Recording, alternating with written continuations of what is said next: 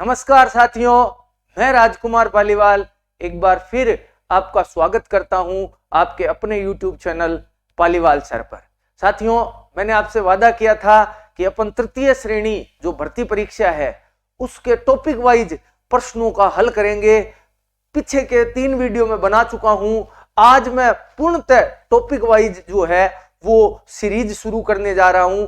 आज अपन सबसे पहले जो तृतीय श्रेणी में 5 सभ्यता स्थल है, कालीबंगा, आहड़, बेराट, बालाथल और गणेश्वर, इन 5 सभ्यता स्थलों से रिलेटेड प्रश्नों को हल करने जा रहे हैं। तो आप जल्दी से जल्दी जो है वो क्लास को शेयर कर दीजिए, लाइक कीजिए और यदि चैनल पर आप पहली बार आए हैं तो निश्चित तौर पर सब्सक्राइब करके जाइए। और एक विशेष सूचना, यदि आपको इसकी पीडीएफ चाहिए तो आप हमारे टेलीग्राम चैनल से जुड़ सकते हैं, उसका जो है वो लिंक डिस्क्रिप्शन में आपको मिल जाएगा। तो बिना देर किए हुए, मैं बिना समय खराब किए हुए प्रश्नों की ओर आपको ले चलता हूं। तो अपन आज की क्लास का जो है वो शुभारंभ करते हैं। आप जल्दी से जल्दी क्लास को लाइक कर दीजिए। तो पहले प्रश्न की ओर चलते हैं साथियों। पहला प्रश्न है, भारत में कुष्ठ रोग का सबसे प्राचीन प्रमाण किस सभ्यता स्थल से मिला है? देखिए, कुष्ठ रोग जो है वो हड्डियों के गलने से संबंधित कुष्ठ रोग होता है। प्राचीन समय में तो बहुत खतरनाक बीमारी थी। भारत में यदि अपन इसकी बात करें कि सबसे प्राचीन जो कुष्ठ रोग के प्रमाण हैं वो राजस्थान से मिले हैं। और राजस्थान से कहां से मिले हैं? ये राजस्थान के बालाथल सभ्यता स्थल से मिले हैं। और ये बालाथल कहां है? उदयपुर में। उदयपुर में स्थित बालाथल सभ्यता स्थल से जो है वो भारत में कुष्ठ रोग के सबसे प्राचीन प्रमाण मिले हैं। अगर इनमें देखें तो आहड़ भी उदयपुर में है, बैराट ये जयपुर में है और कालीबंगा ये हनुमानगढ़ में है। तो भारत में प्राचीनतम कुष्ठ रोग के प्रमाण जिस सभ्यता स्थल से प्राप्त हुए हैं वो है बालाथल। और बालाथल कहां स्थित है? बालाथल उदयपुर में स्थित है। चलते हैं अगले प्रश्न की ओर। निम्न में से कौन से सभ्यता स्थल से शंख लिपि के अवशेष प्राप्त हुए हैं? देखो, शंख लिपि या इस लिपि का दूसरा नाम है कुटिल लिपि। कुटिल लिपि ये क्या है कि कुटिल लिपि जो है उसमें शंख जैसी आकृति के बने हुए कुछ अक्षर है जो बुद्ध गोल मंदिर से प्राप्त हुए हैं। एक मंदिर है जिस स्थल की मैं बात कर रहा हूं, वहां एक गोल मंदिर है। उस गोल मंदिर से जो है वो ये अवशेष प्राप्त हुए हैं। ये गोल मंदिर और शंख लिपि या जिसे कुटिल लिपि भी कहा जाता है, ये आज तक अपठनीय है। इस कुटिल लिपि को आज तक कोई पढ़ नहीं पाया है क्योंकि वो जो चिन्ह है वो शंख की आकृति में बने हुए चिन्ह है और उनका आज तक किसी को पता नहीं चला है कि ये क्या लिखा हुआ है। लेकिन प्रश्न ये है कि ये शंख लिपि के अवशेष जो है वो हमें प्राप्त कहां से हुए हैं? यदि मैं शंख लिपि की बात करूं तो शंख लिपि के अवशेष हमें बैराट सभ्यता से प्राप्त होते हैं। तो बैराट जो जयपुर में स्थित है, बैराट से हमें जो है वो शंख लिपि और गोल मंदिर के अवशेष प्राप्त होते हैं।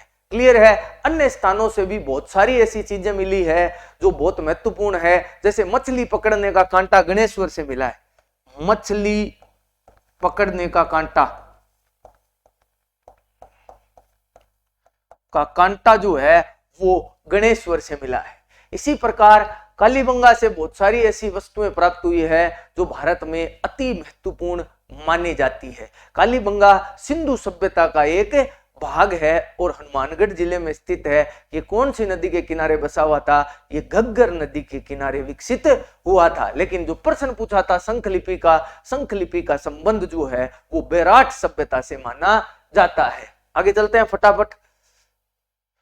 तीसरा प्रश्न, वह स्थल जहां से मिनांडर, अब पहली बात मिनांडर की मुद्राएं प्राप्त हुई है। ये मिनांडर कौन है? ये मिनांडर जो है वो हिंद ग्रीक शासक है, यानी इंडो ग्रीक शासक जो है वो मिनांडर है। हिंद ग्रीक शासकों में सबसे जो शानदार शासक माना जाता है वो मिनांडर है।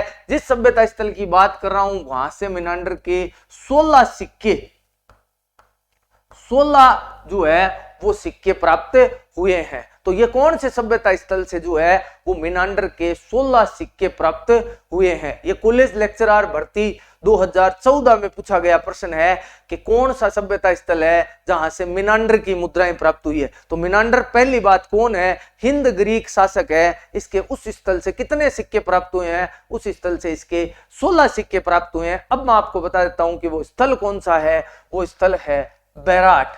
बैराट सभ्यता स्थल से जो है वो राजा मीनांडर के जो है वो 16 सिक्के प्राप्त हुए हैं। तो 16 भी ध्यान में रखना, पूछा जा सकता है कि मीनांडर के यहां से कितने, बैराट से कितने सिक्के प्राप्त हुए हैं। तो बैराट सभ्यता स्थल से मीनांडर के 16 सिक्के प्राप्त हुए हैं। क्लियर है। तो मीनांडर हिंद ग्रीक शासक है और उसके 16 सिक्के बैराट से मिले हैं। आरपीएससी की एक परीक्षा हुई थी 2014 में, उसमें यह पूछा गया प्रश्न है। आगे चलते हैं चौथे प्रश्न की ओर। किस इतिहासवेत्ता ने कालीबंगा को सिंधु सभ्यता की तीसरी राजधानी कहा है। देखो, सिंधु घाटी सभ्यता की 2 राजधानियां मानी जाती है, हड़प्पा और मोहनजोदड़ो।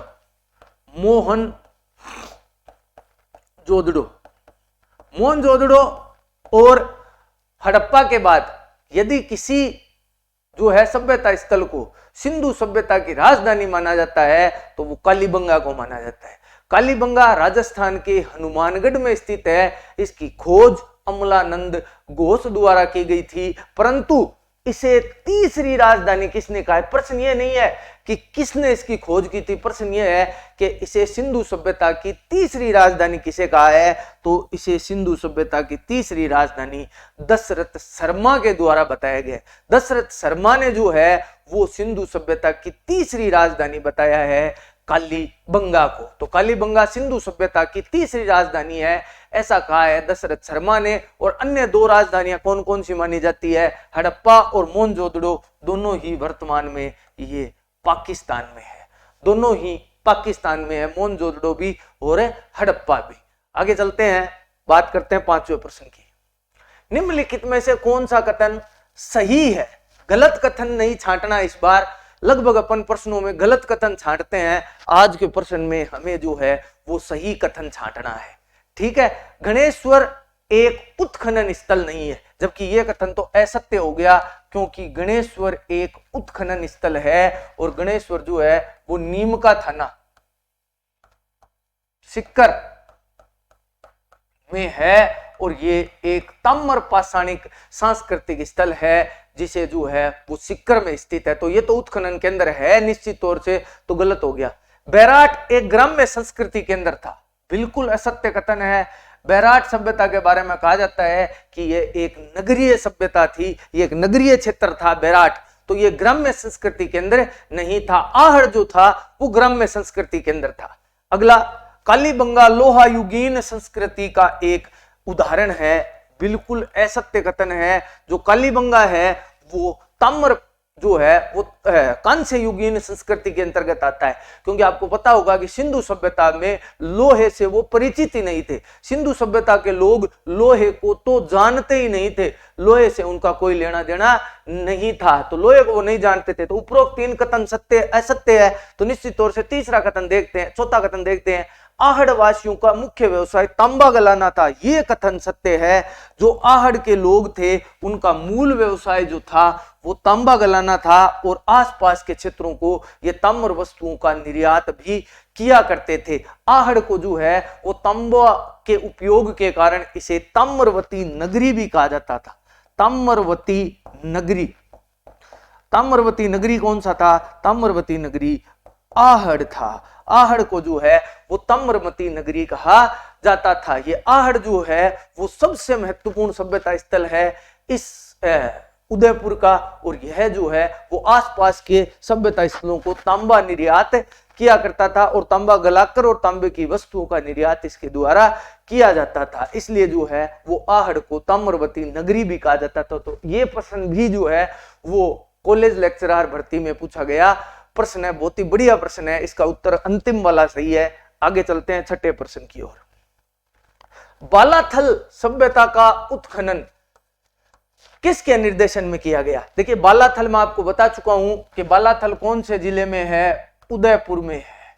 ये एक ताम्र पाषाणिक संस्कृति है और यहां से कुष्ठ रोग के प्राचीनतम प्रमाण मिले हैं। अब प्रश्न यह पूछा है कि इस सभ्यता का उत्खनन किसके निर्देशन में हुआ, तो 1993 में इसका उत्खनन हुआ और इसका उत्खनन 1993 ईस्वी में किसने किया, वी.एन. मिश्रा के द्वारा इस सभ्यता स्थल का उत्खनन किया गया। अमलानंद घोष ने कालीबंगा सभ्यता स्थल की खोज की या कालीबंगा का उत्खनन करने में महत्वपूर्ण योगदान, ये कालीबंगा से जुड़े हुए हैं। आर.सी. अग्रवाल आहड़ सभ्यता से जुड़े हुए हैं। दयाराम सानी ये तो बैराट, और सबसे ज्यादा इनका नाम आता है हड़प्पा सभ्यता से जो जुड़े हुए हैं वो है दयाराम साहनी। लेकिन प्रश्न ये था कि बालाथल सभ्यता स्थल की खोज या उसका उत्खनन किसके निर्देशन में हुआ, तो वी.एन. मिश्रा के नेतृत्व में 1993 ईस्वी में इसका जो है वो उत्खनन हुआ था। आगे चलते हैं 7वें प्रश्न की ओर। पाक हड़प्पा युगीन संस्कृति खालिस्तान से प्राप्त हुई है। हाल ही में जो सेकंड ग्रेड की परीक्षा हुई है 2022 सेकंड ग्रेड की जो परीक्षा हुई है उस परीक्षा में यह प्रश्न आया था कि पाक माने प्राचीन हड़प्पा संस्कृति के अवशेष कौन सी सभ्यता से प्राप्त हुए हैं। मैं आपको पहले ही बता चुका हूं कि भारत में जो है वो सिंधु सभ्यता, देखो हड़प्पा और सिंधु सभ्यता में कोई फर्क नहीं है, दोनों एक ही है। प्रारंभ में इसे सिंधु सभ्यता कहा गया, लेकिन बाद में अलग अलग नदियों के मुहानों पर भी जो है वो सभ्यता स्थल मिलने लगे, इसलिए इस सभ्यता स्थल को जो है, इन सभ्यता स्थलों को या इस सभ्यता को जो है वो प्रथम सभ्यता स्थल के नाम पर ही हड़प्पा नाम देना उचित समझा। हड़प्पा वर्तमान में पाकिस्तान में और ये रावी नदी के तट पर बसा हुआ है। इस प्रश्न का उत्तर होगा कालीबंगा, क्योंकि राजस्थान से कालीबंगा हनुमानगढ़ से ही जो है वो प्राचीन अवशेष प्राप्त होते हैं। किसके, पाक हड़प्पा युगीन संस्कृति के अवशेष प्राप्त हुए हैं। हाल ही में जो सेकंड ग्रेड की परीक्षा हुई है उसमें ये पूछा गया था। इसके अलावा यदि अपन बात करें तो कालीबंगा घग्गर नदी के किनारे विकसित हुआ था। मैंने आपको बताया हड़प्पा रावी नदी के किनारे, कालीबंगा जो था वो घग्गर नदी के किनारे विकसित हुआ था। तो लिख देता हूं घग्गर नदी के किनारे इस सभ्यता स्थल का जो है वो निर्माण हुआ था। प्राचीन समय में इसे सरस्वती नदी कहा जाता था। क्लियर है, आगे चलते हैं 8वें प्रश्न की ओर। आहड़ सभ्यता को किस नाम से नहीं जाना जाता, किस नाम से नहीं जाना जाता ये पूछा है। किस नाम से जाना जाता है ये नहीं पूछा जाता। देखो आहड़ के कई उपनाम हैं जिनमें अघाटपुर कहा जाता है, ताम्रवती नगरी कहा जाता है, धूलकोट कहा जाता है, लेकिन नगरी नहीं कहा जाता। ताम्रवती नगरी कहा जाता है लेकिन केवल नगरी नहीं कहा जाता, नगरी मध्यमिका को कहा जाता है और मध्यमिका जो है वो चित्तौड़गढ़ में है। मध्यमिका को जो है वो नगरी कहा जाता है और मध्यमिका जो है वो चित्तौड़गढ़ में है। ये आहड़ जो है वो आहड़ नदी के किनारे उदयपुर में विकसित हुई। इसकी खोज जो है वो आर.सी. अग्रवाल द्वारा की गई और इसका उत्खनन अक्षय कीर्ति व्यास और एच.डी. सांकलिया के निर्देशन में हुआ और इसे अघाटपुर दुर्ग, ताम्रवती नगरी और धूलकोट के नाम से भी जाना जाता है। ये ताम्रवती नगरी तो कई बार परीक्षा में पूछा जाता है, मैंने आपको पीछे भी बताया है। तो ताम्रवती जो है वो आहड़ को कहा जाता है। इसके अलावा अघाटपुर, यहाँ पर एक दुर्ग बना हुआ था जिसे अघाटपुर, और धूलकोट मिट्टी से संबंधित होने के कारण इसे धूलकोट कहा जाता है। और आहड़ सभ्यता एक ग्रामीण सभ्यता थी, ग्रामीण सभ्यता केंद्र था आहड़। आगे चलते हैं 9वें प्रश्न की ओर। निम्नलिखित में से कालीबंगा के उत्खनन से कौन संबंधित नहीं है, यही प्रश्न पूछा है कि नहीं है। हाल ही में जो सेकंड ग्रेड की परीक्षा हुई उसी से मैंने ये प्रश्न उठाया है। उसी में आया था कि निम्न में से कौन कालीबंगा सभ्यता के उत्खनन से संबंधित नहीं है। अगर कालीबंगा के उत्खनन से मैं संबंधित की बात करूं तो एम.डी. खरे ये कालीबंगा सभ्यता के उत्खनन से संबंधित है, बी.के. थापर भी संबंधित है, बी.बी. लाल भी संबंधित है, सी.जी. लाल ये ऐसा कोई व्यक्ति नहीं है जो उत्खनन से संबंधित हो। 1961 से 1969 के मध्य जो है वो एम.डी. खरे, बी.के. थापर और बी.वी. लाल के निर्देशन में जो है वो कालीबंगा सभ्यता का उत्खनन किया गया। कालीबंगा सभ्यता कहाँ स्थित है? कालीबंगा सभ्यता हनुमानगढ़ जिले में स्थित है। ये सिंधु सभ्यता का एक भाग है और घग्गर नदी के किनारे ये विकसित हुई थी। आगे चलते हैं 10वें प्रश्न की ओर। निम्नलिखित में से कौन सा विकल्प बैराट से संबंधित नहीं है? यानी निम्न में से जो पहाड़ियां दी गई है इनमें से कौन सी पहाड़ी का संबंध बैराट से नहीं है? ये भी प्रश्न हाल ही में जो सेकंड ग्रेड की परीक्षा आई थी उसमें मैंने आपको उठा के दिया है। देखो, महादेव जी की डूंगरी ये उससे संबंधित है, भीमाजी की डूंगरी संबंधित है, बिज्जक की पहाड़ी ये तो मुख्य पहाड़ी है, राव जी की डूंगरी ये जो है वो राव जी की डूंगरी संबंधित नहीं है। यहां से 3-4 पहाड़ियों का उत्खनन किया गया था। ये बाणगंगा नदी यहां से निकलती है, बाणगंगा के आसपास इस सभ्यता का जो है वो प्रचलन हुआ। ये एक लोहा युगीन संस्कृति है, ये ध्यान रखना।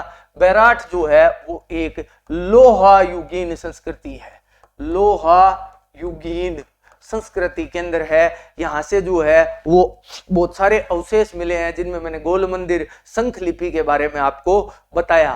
तो इनमें राव जी की जो डूंगरी है उसका संबंध बैराट से नहीं है। बैराट जो है वो राव जी की डूंगरी नहीं है, भीमाजी की और बिज्जक की डूंगरी तो बहुत महत्वपूर्ण है। मौर्य अवशेष, मौर्य वंश के अवशेष जो है वो बिज्जक की पहाड़ियों से प्राप्त होते हैं, तो महत्वपूर्ण है बिज्जक की पहाड़ी। आगे चलते हैं 11वें प्रश्न की ओर। बनास संस्कृति निम्न में से किस स्थल से संबंधित है? यानी बनास संस्कृति के नाम से किसे जाना जाता है? ये जो 2015 के आसपास जो सेकंड ग्रेड हुई थी उसमें पूछा था बनास संस्कृति। देखो, आहड़ जो सभ्यता है वो हालांकि बेड़च या आहड़ नदी के किनारे विकसित हुई थी।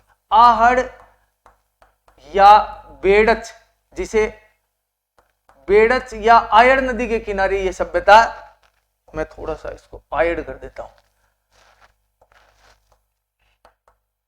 आयड़ या बेड़च नदी के किनारे यह सभ्यता स्थल जो है वो विकसित हुआ था। लेकिन ये नदी जो है आयड़ या बेड़च, ये बनास की जो है वो सहायक नदी है, इसलिए जो आयड़ सभ्यता या आहड़ सभ्यता है इसे बनास नदी के किनारे विकसित भी माना जाता है, इसलिए इसे बनास संस्कृति केंद्र भी कहा जाता है। तो आहड़ जो केंद्र है इसे बनास नदी के किनारे विकसित होने के कारण, यानी बनास की सहायक नदियों के विकसित होने के कारण इसे जो है वो बनास संस्कृति भी कहा जाता है। तो आहड़, इसका उत्तर होगा बनास संस्कृति केंद्र किसे कहा जाता है? तो इसका उत्तर जो है वो होगा आहड़ को जो है वो बनास संस्कृति के नाम से भी जाना जाता है। कहाँ है? उदयपुर में है। कौन सी नदी किनारे है?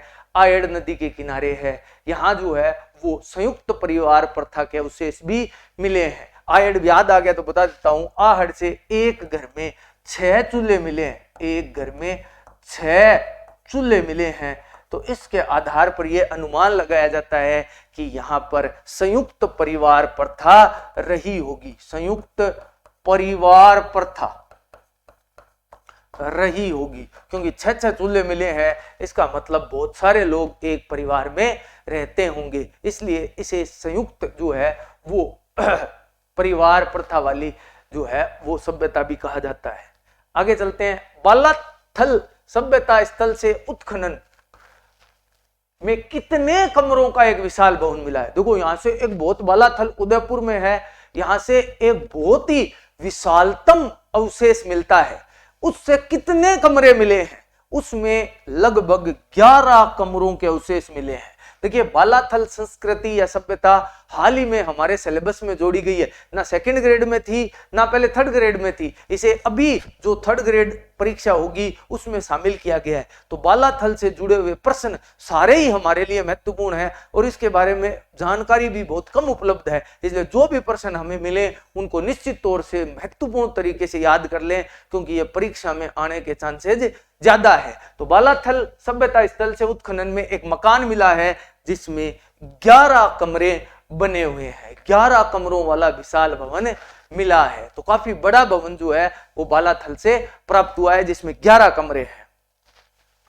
भारत में ताम्र युगीन सभ्यताओं की जननी किसे कहा जाता है? भारत में देखो, ताम्र पाषाणिक संस्कृतियों की जननी किसे कहा जाता है, या ताम्रयुगीन संस्कृतियों की जननी किसे कहा जाता है, तो वो कहा जाता है गणेश्वर को। गणेश्वर सिक्कर में है और ये कांतली नदी के किनारे विकसित हुई सभ्यता है। यहाँ से मछली का कांटा और बहुत सारे तांबे के जो है तांबे के बने औजार प्राप्त होते हैं। एक्चुअल में ये सभ्यता इतना तांबा कहाँ प्रोड्यूस करती थी, देखो सिंघाड़ा, खेतड़ी, ये सभी इसके आसपास वाले क्षेत्र थे। अलवर, इधर अलवर पास पड़ता था, इधर झुंझुनू पास पड़ता था। और राजस्थान में सर्वाधिक तांबा उत्पादक क्षेत्र खेतड़ी और सिंघाड़ा यही है। इस क्षेत्र से इसे जो है वो काफी मात्रा में तांबा उत्पादित होता था।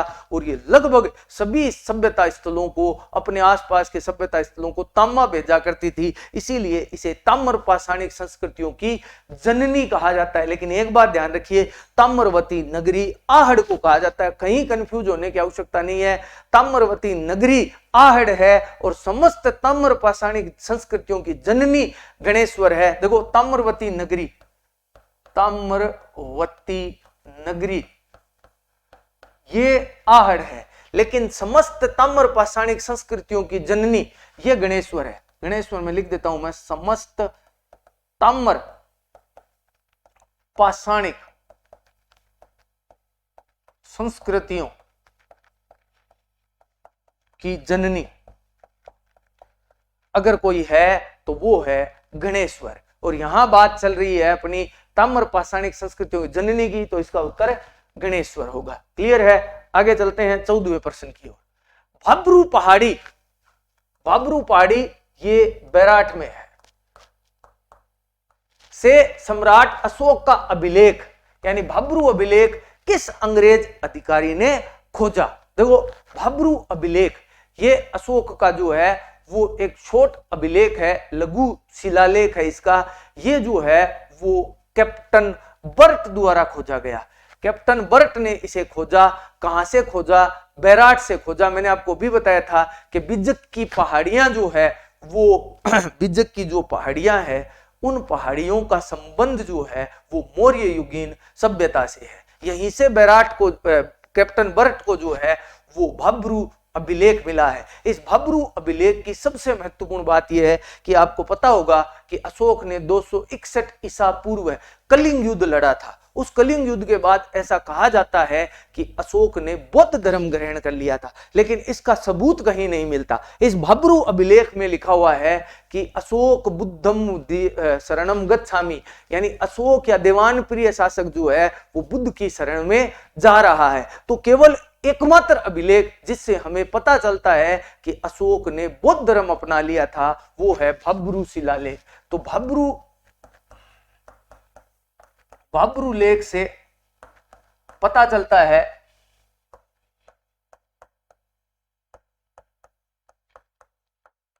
कि अशोक ने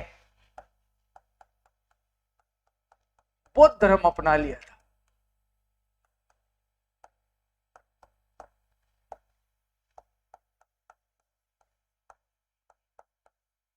तो ये महत्वपूर्ण है कि भाब्रू लेख से हमें पता चलता है कि अशोक ने जो है वो बौद्ध धर्म अपना लिया था। तो अशोक ने बौद्ध धर्म अपनाया था, ये पता हमें किससे चलता है? ये पता हमें भाब्रू लेख से मिलता है। इसके अलावा जेम्स प्रिसेप ये कौन है?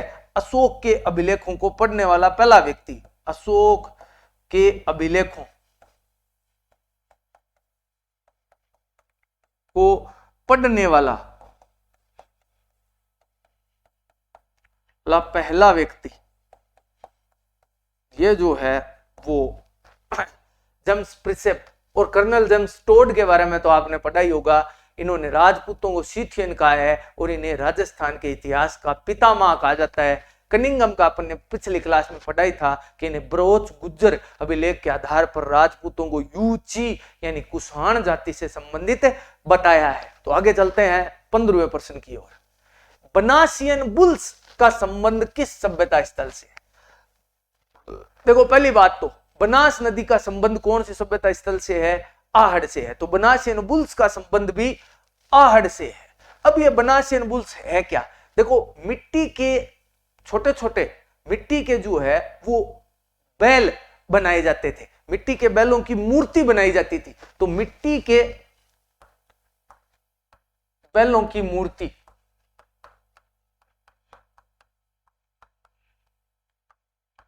बैलों की मूर्तियां मिली है जिन्हें टेराकोटा कला, टेराकोटा कला, टेराकोटा कला, ये इसके द्वारा जो है वो बनासियन बुल्स बनाए जाते थे।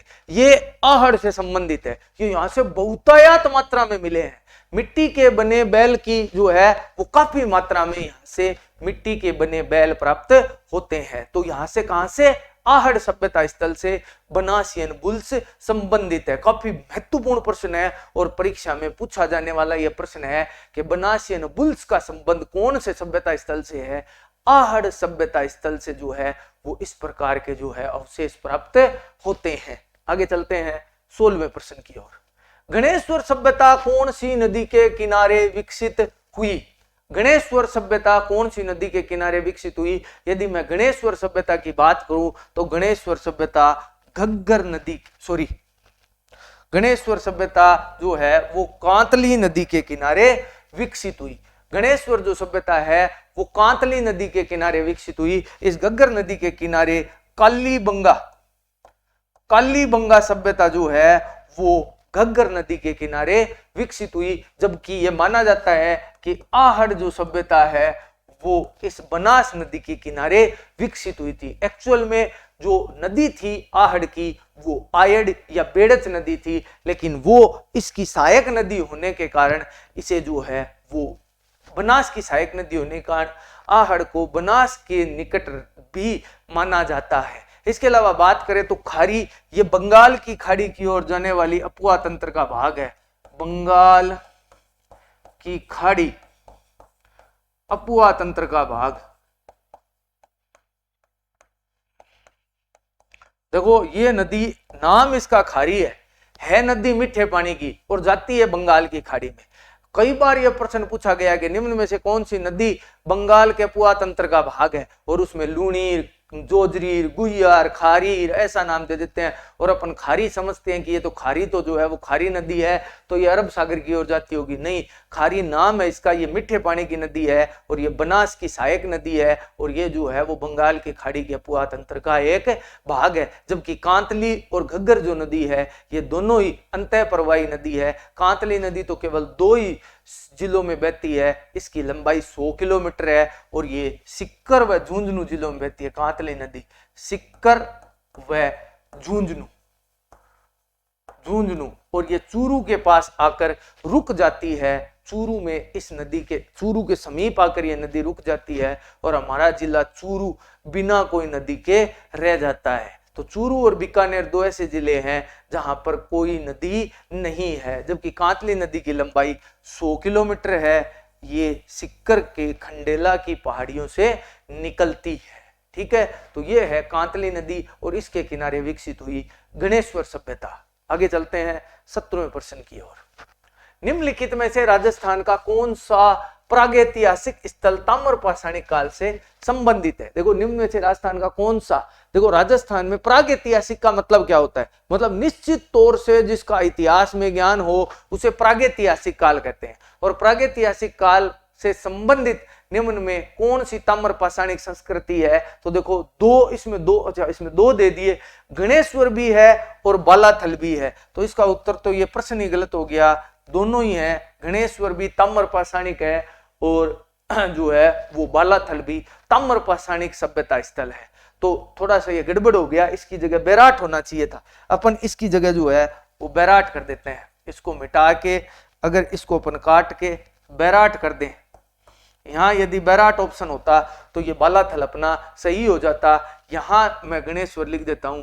गणेश्वर जो है वो भी एक जो है वो ताम्रपाषाणिक संस्कृति काल का है। अब ताम्रपाषाणिक का मतलब यह है कि जहां तांबे और पत्थर दोनों का जिस काल में उपयोग किया जाता था उसे ताम्रपाषाणिक संस्कृति कहा जाता है। और बालाथल और गणेश्वर दोनों ही ताम्रपाषाणिक संस्कृतियों से संबंधित है। तो 17वां प्रश्न है, इसका उत्तर वैसे बालाथल होगा, इसमें गणेश्वर उत्तर था तो गणेश्वर भी इसका सही है। मैंने काट कर बैराट कर दिया, लेकिन सही उत्तर बालाथल और गणेश्वर दोनों है।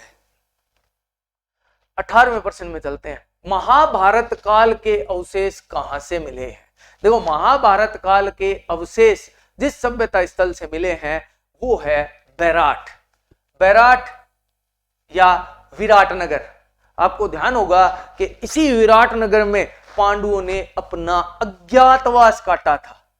पांडवों ने अपना अज्ञातवास जिस स्थान पर काटा था उस स्थान का नाम था विराटनगर, और इस विराटनगर को ही बैराठ नाम से जाना जाता है। तो बैराठ या विराटनगर में महाभारत में पांडवों ने अपना अज्ञातवास काटा था। यही कहा जाता है कि यहां जो ये जिस नदी के किनारे हैं जिसका नाम बाणगंगा नदी है, बाणगंगा नदी, इसे इसलिए कहा जाता है कि इस बाणगंगा नदी को जो है वो अर्जुन ने अपने तीर से निकाला था।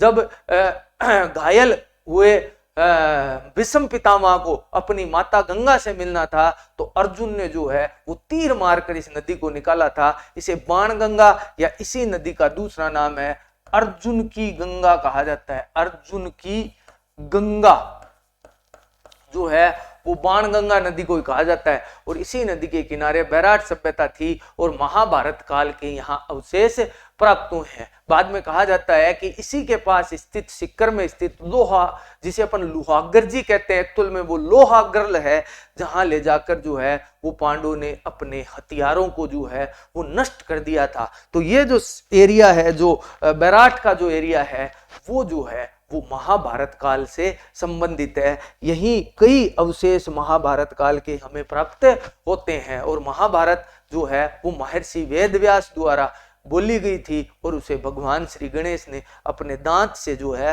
वो लिखा था। इसीलिए आपने देखा होगा कि भगवान गणेश का एक दांत जो है वो टूटा हुआ होता है, क्योंकि उसी दांत से भगवान गणेश ने जो है वो महाभारत की कथा लिखी थी। तो ये कौरवों और पांडवों के बीच की कथा है, जिसे जो है वो जिसके अवशेष यदि अपन राजस्थान की बात करें तो बैराठ सभ्यता से प्राप्त होते हैं। तो इसका उत्तर होगा बैराठ। चलते हैं आगे। आहड़ सभ्यता के उत्खनन से संबंधित है। देखो प्रारंभ में ही मैंने आपको कहा था कि आहड़ सभ्यता का उत्खनन A.K. व्यास यानी अक्षय कीर्ति व्यास और H.D. सांकलिया, हंसमुखदास सांकलिया द्वारा जो है वो इसका उत्खनन किया गया है। तो इसका उत्तर हो गया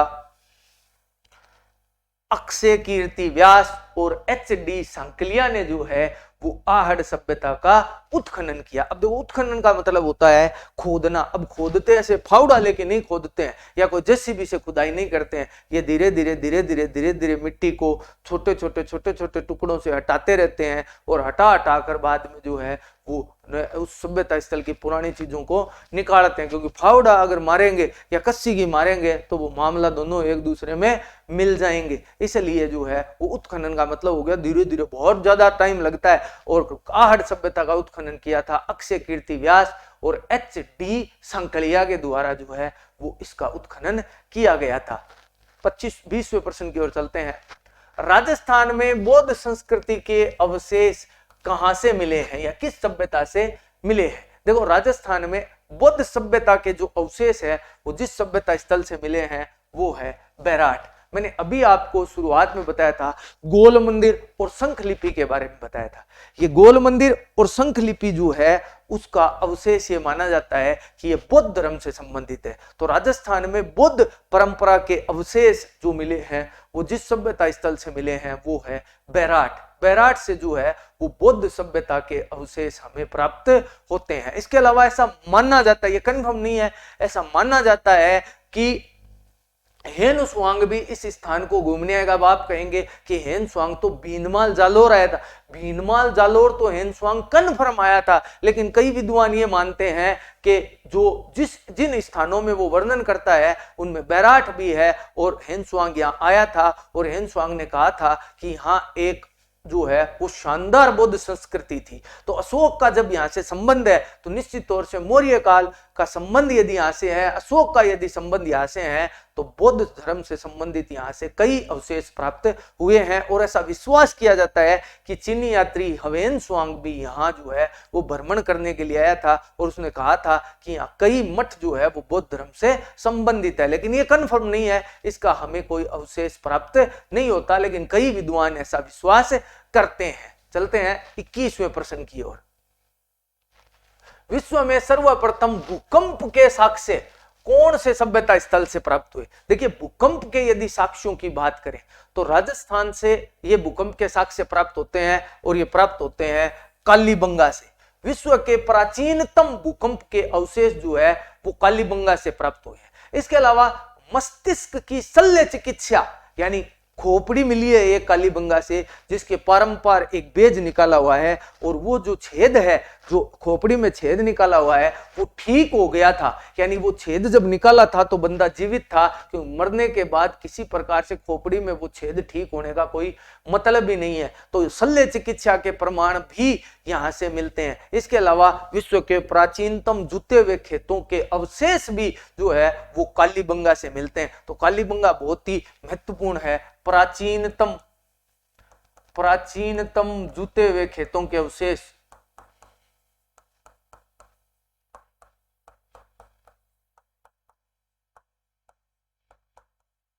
यहां से मिलते हैं। इसके अलावा बात करें तो यहां से जो है वो नाली व्यवस्था के अवशेष नहीं मिलते। ऐसा विश्वास किया जाता है कि कालीबंगा के लोग लकड़ी की नालियों का उपयोग करते थे। तो लकड़ी की लकड़ी की नालियां यहां से मिलती है, जिनका उपयोग जो है वो किया जाता था। कालीबंगा में इतनी शानदार नाली व्यवस्था थी कि 19वीं शताब्दी में यूरोप के रोम और बर्लिन और लंदन जैसे शहरों में भी वैसी जो है वो नाली व्यवस्था नहीं थी। और यहाँ पर समकोण पर काटती सड़कें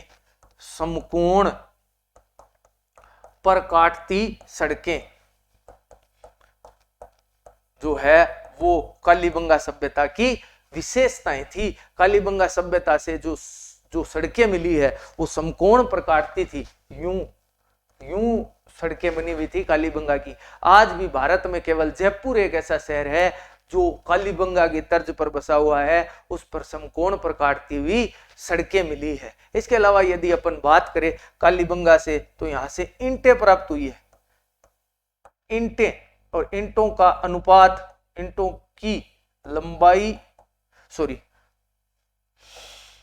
की ऊंचाई अनुपात चौड़ाई अनुपात लंबाई क्या रहता है?